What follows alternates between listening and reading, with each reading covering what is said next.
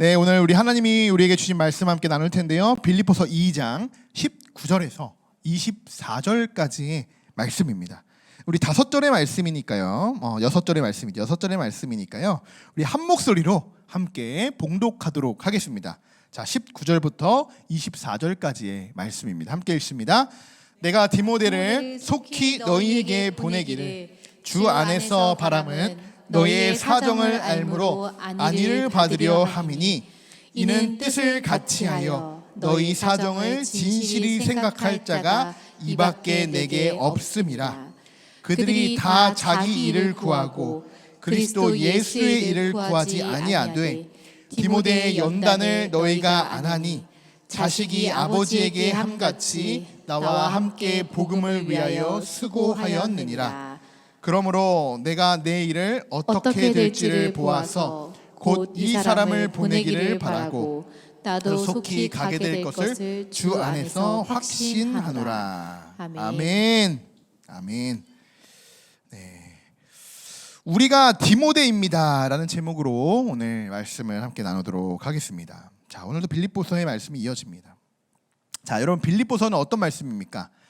바울 서신 중에 옥중 서신이다 라고 이렇게 말씀을 드렸습니다. 자, 빌립보 교회는 이 사도행전에 따르면 마게도냐 지방의 첫 성이고 로마의 식민지라고 이렇게 기록이 되어 있어요.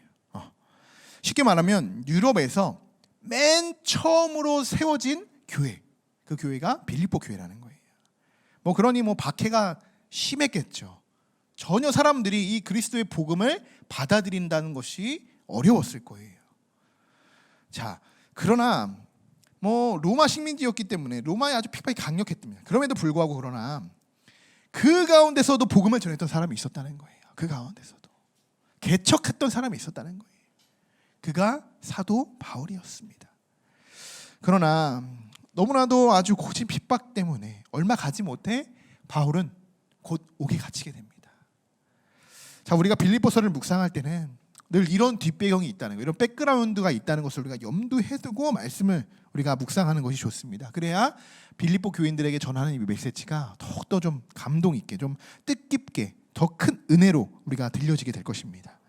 자, 지금 바울이 옥에 갇혀 있기 때문에 바울은 그들에게 가고 싶어도, 빌립보 교인들에게 가고 싶어도 갈 수가 없는 거예요. 자, 그런 상황인데 그때 바울이 아주 큰 결단을 하나 내리게 됩니다. 자, 어떤 거냐? 내가 갈 수 없다면 나의 동역자, 또 나의 제자이기도 하며 나의 형제이기도 하며 나의 사랑하는 정말 제자 누구죠? 디모데를 빌립보 교회에 나를 대신해서 보내는 것이었어요. 자, 19절의 말씀인데요. 다시 한번 19절 한번 읽어볼까요? 내가 디모데를 속히 너희에게 보내기를 주 안에서 바람은 너희의 사정을 알므로 안위를 받으려 함이니. 아멘. 지금 바울은 너희의 사정을 알므로 안위를 받으려 한다 이렇게 말하고 있습니다. 바울은 아무리 빌립보 교인들이 지금까지 너무나도 잘했죠. 빌립보 교인들은 다른 이들이 다른 복음을 따를 때 빌립보 교인들은 그래도 끝까지 남아있는 그 소수들이 끝까지 복음을 지키고 있었어요. 그런데 그 교회를 세웠던 이 영적 지도자인 이 바울의 마음은요, 지도자이지만 지도자로서 걱정이 되는 것은 사실이에요. 저는 그 마음을 충분히 이해합니다. 그래서 소식이라도 좀 전하고 또 그들의 소식을 듣기를 원하는 마음에 가까운 시일 안에 디모데를 당신들에게, 우리 빌립보 교회에게 보내겠습니다 이렇게 소식을 전하고 있는 것입니다. 사실 나중에 보면 알겠지만 디모데를 보내진 못했지만 그의 마음이 충분히 어떤 마음인지를 우리가 묵상할 수 있다는 거예요.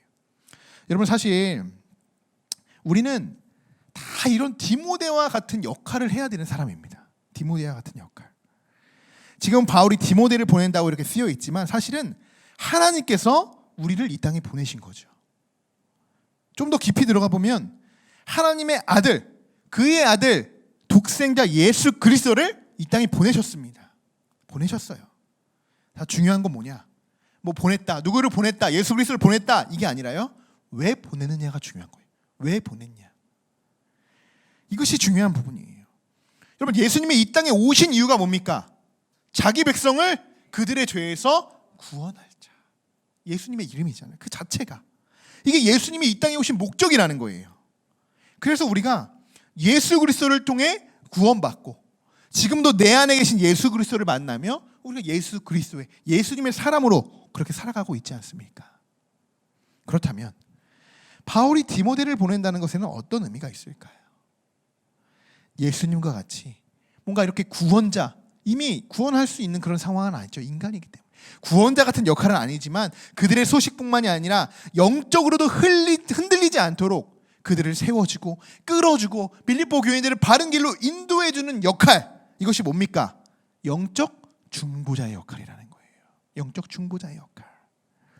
이런 영적인 중보자의 역할을 디모데가 감당하기 위해서 보냄을 받게 된다는 거예요. 보냄을. 이 목적이 중요하다는 것입니다. 자, 그럼 이번에는 하나님이 우리를 보내신 이유, 목적이 뭡니까? 이 땅에 우리를 왜 보내주셨습니까? 이 땅에 왜 우리를 만드시고 우리가 이 세상에 살아가게 하시는 것일까요?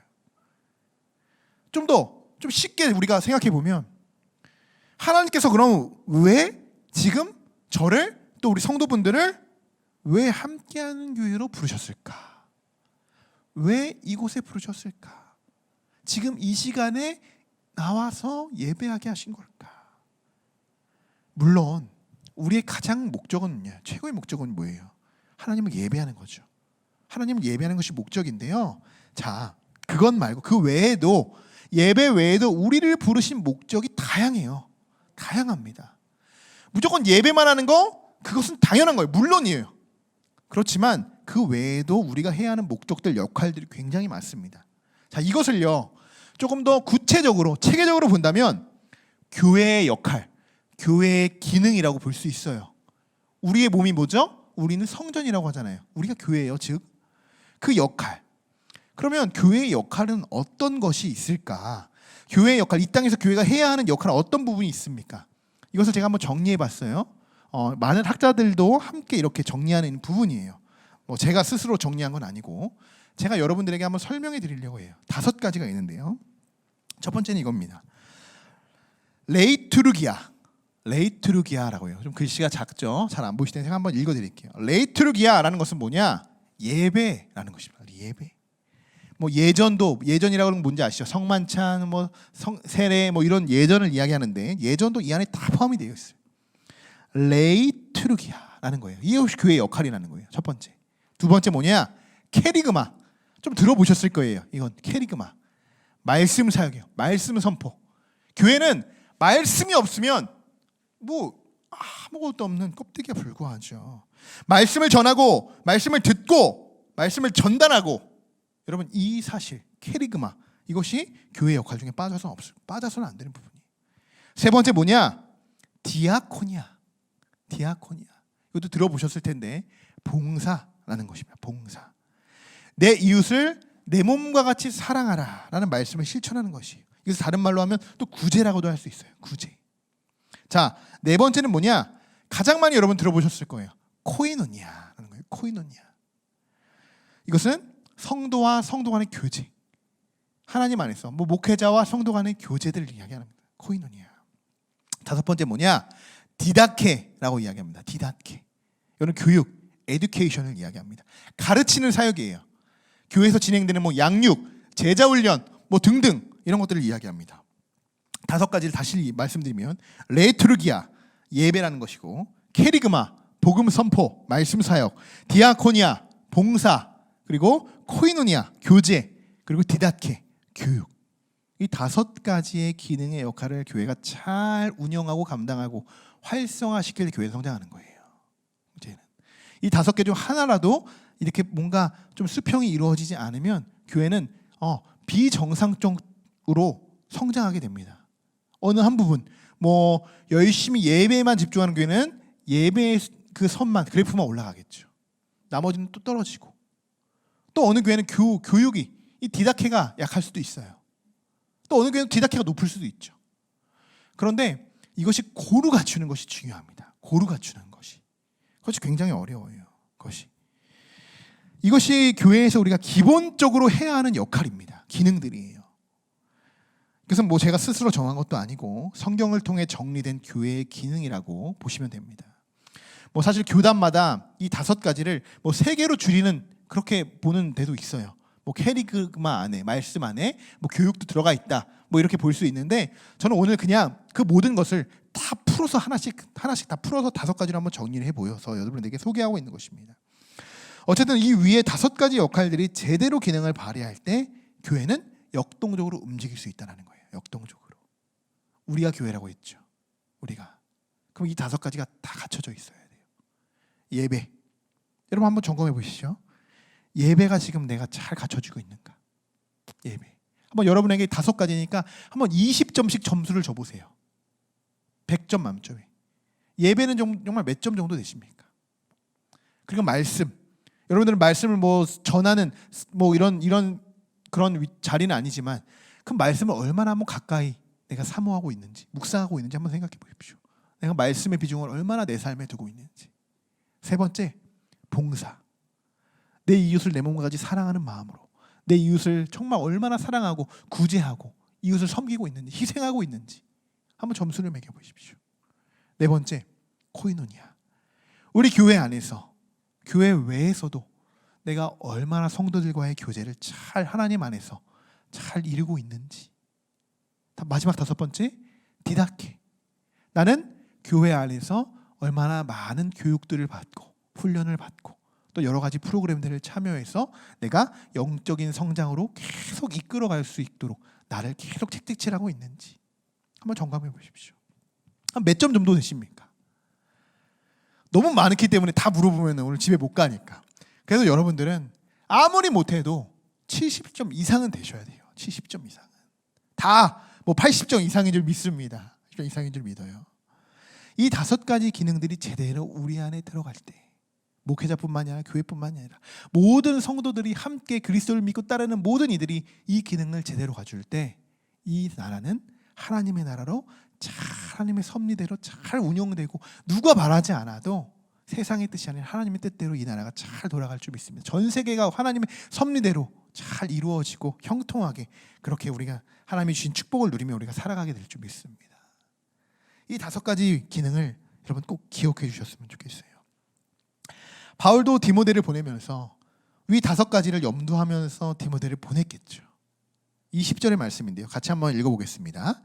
이는 뜻을 같이하여 너희 사정을 진실히 생각할 자가 이밖에 내게 없음이라. 자, 바울이 뭐 디모데를 얼마나 신뢰하고 있는지 잘 알 수 있는 그런 구절입니다. 바울은 디모데를 1차 선교 여행 때는 데리고 가지 않았죠. 2차 선교 여행 때 데리고 갔어요. 2차 선교 여행부터. 정말 바울이 어떻게 보면 굉장히 아끼는 제자이기도 하며, 제가 한번 선포했던 적이 있는데, 제자이기도 하며 또 사랑하는 또 뭐 동역자라고도 표현하며 굉장히 사랑하는 것을 우리가 느낄 수 있는데요. 뜻을 같이하여 너희 사정을 정말 진실히 생각할 자는 디모데밖에 없다, 이렇게 이야기하고 있어요. 전 여러분, 진실은요, 여기서 말하는 진실이 있죠. 너희 사정을 진실이 생각할 자가 이밖에 없다라고 했던 이 진실이라는 단어에 마음이 착 이렇게 들어왔어요. 제 마음을. 진실은 저는 반드시 통한다고 믿습니다. 진실은. 지금 당장에 뭐 아무런 변화가 없을지라도요, 진실은 마음 깊이 꽂히게 돼 있어요.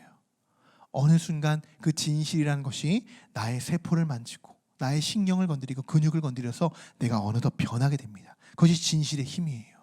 여러분, 말씀은 어떻게 됩니까? 말씀이 진리죠. 변하지 않죠. 말씀 또한 진실입니다. 진실이에요. 여러분, 그것이 우리에게는 복음입니다. 진리라는 거예요. 그러나 여러분, 복음 변하지 않잖아요. 복음 변하지 않잖아요. 복음 때문에 누가 변합니까? 우리가 변하죠. 우리 때문에 복음이 변하지 않잖아요. 우리에게 복음이 들어왔을 때 우리가 복음 때문에 변하게 되는 것이에요. 자, 21절의 말씀인데요. 21절도 한번 같이 읽어보겠습니다. 그들이 다 자기 일을 구하고 그리스도 예수의 일을 구하지 아니하되. 자, 그런데 문제는 이거예요. 예수의 일을 구하지 않는 것, 자기의 일만을 구하는 것, 이것이 우리들의 문제라는 거예요. 진실이 우리에게 들어와야 되고 복음이 들어와야 되고 진리가 들어와야 되는데 무엇이 들어옵니까? 자기의 일만 구하고 있다는 거예요. 자기의 일만. 이러는 자들이 지금 빌립보 교인들의 주변을 회방하고 있다는 것입니다. 왜 바울이 이 타이밍에 디모데를 보내야 한다고 말하는지 여러분 이해가 되실 겁니다. 하나님의 일을 구하는 자, 그리고 자기의 일을 구하는 자. 뭐 사실 이것은요, 구분하기도 사실 어렵죠. 우리가 살면서 이것이 정말 하나님을 위한 일일까? 정말 나를 위한 일일까? 이것을 구분하고 판단하고 선택하기가 굉장히 어려울 때가 있잖아요. 또 하나님의 일을 한다고 우리가 막 하지만 막상 돌아보면 이게 하나님을 위한 일이 아니고 나를 위한 일이었네 라고 이렇게 뒤늦게 깨달을 때도 있어요. 또 반대로 이렇죠. 정말 하기 싫어. 내 일이 아닌 것 같아. 막 이런 싫은 일이지만 그것을 묵묵히 어쨌든 해 나가다 보니까 어느덧 돌아보니 나도 모르게 그 일을 감사하게 생각하고 하나님이 왜 이 일을 나에게 주셨구나 이렇게 뒤늦게 깨달을 때도 있다는 거예요. 그래서 여러분, 신앙은요 늘 조력자, 동반자, 중보자 역할이 중요한 거예요. 중요한 거. 괜히 합력해서 선을 이루라고 하나님이 말씀하시는 것이 아닙니다. 함께 하는 거예요. 함께 이루어가는 거예요. 함께. 뭐 나 혼자 잘났다고 막 혼자 달려가는 것은 그렇다고 해서 믿음이 좋다고 아무도 말하지 않아요. 누군가 힘들 때 20절에 어떻게 해야 된다고 했습니까? 진실하게 생각해 주는 사람. 진실하게 생각해 주는 사람이 되어야 한다는 거예요. 여러분. 빌립보 교인들이 흔들리고 또 염려되고 걱정될 때 기도하면 되잖아요. 우리가 찬양하고 기도하면 돼요. 그 기도의 힘으로 지금 디모데가 빌립보로 가려고 합니다. 진실하게 생각해 주는 사람으로 빌립보에 디모데가 가고 있는 거예요. 저는 이것이 정말 중보자라고 생각해요. 사실 뭐 세상에서는 아니라는 걸, 아닌 것을 이것을 아니다라고 말하기가 정말 어렵죠. 다 맞다고 하면 또 나 혼자 틀리다고 이야기하기도 좀 그래요. 근데 복음은요, 분명히 말해야 돼요.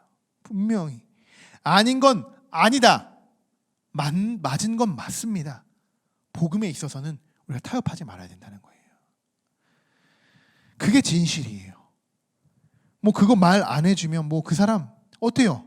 그게 진실인지 모르고 살아가는데 우리가 말해줘야 않으면 어떻게 해요? 그 사람 결국 어디로 갑니까? 여러분, 그냥 어떻게 우리가 보고만 있습니까? 어디로 가는지 뻔히 알면서, 나는 진실을 알고 있는데 뻔히 알면서 내 앞에서 흔들리고 있는 그 영혼을 위해서 우리가 어떻게 하겠습니까? 진실을 전해야겠죠. 진실을. 그래서 하나님이 우리 그리스도인들을 이 땅에 보내신 것입니다. 우리는 디모데와 같은 역할을 해야 하는 사람들입니다. 예수님에게 관심이 없는 이들에게 다가가 관심을 갖게 해주는 역할. 이것이 여러분 전도죠. 전도.